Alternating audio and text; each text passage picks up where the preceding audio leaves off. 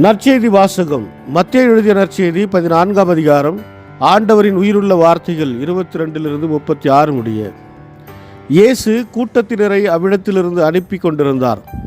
அப்பொழுது சீடரையும் உடனே படகேறி தமக்கு முன் அக்கறைக்கு செல்லுமாறு அவர் கட்டாயப்படுத்தினார்.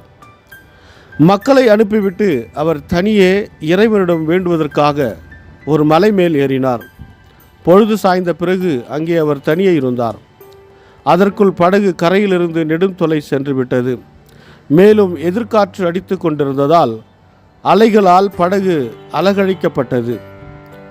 இரவின் 4ஆம் காவல் வேளையில் இயேசு அவர்களை நோக்கி கடல் மீது நடந்து வந்தார். அவர் கடல் மீது நடப்பதைக் கண்ட சீடர் கலங்கி ஐயோ பேய் என அச்சத்தினால் அலறினர். உடனே இயேசு அவர்களிடம் பேசினார். துணிவோடு இருங்கள், நான் தான், அஞ்சாதீர்கள் என்றார்.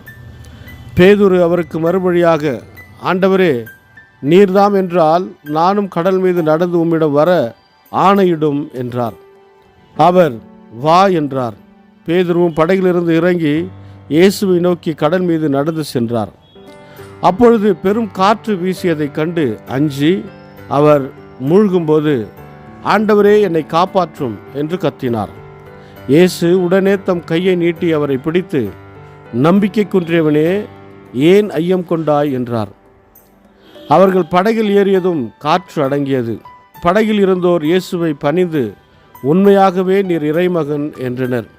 அவர்கள் மறுகரைக்கு சென்று கெனசரேத் பகுதியை அடைந்தார்கள். இயேசுவை யார் என்று அறிந்துணர்ந்த அவ்விடத்து மக்கள் சுற்றுப்புறமெங்கும் ஆள் அனுப்பி எல்லா நோயாளர்களையும் அவரிடம் கொண்டு வந்தனர்.